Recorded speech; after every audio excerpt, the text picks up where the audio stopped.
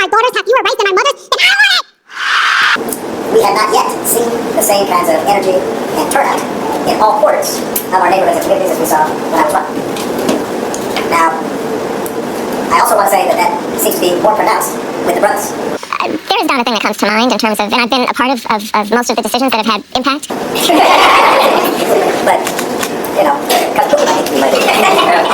And so now, you're thinking about sitting out or even supporting somebody who has a history of denigrating you?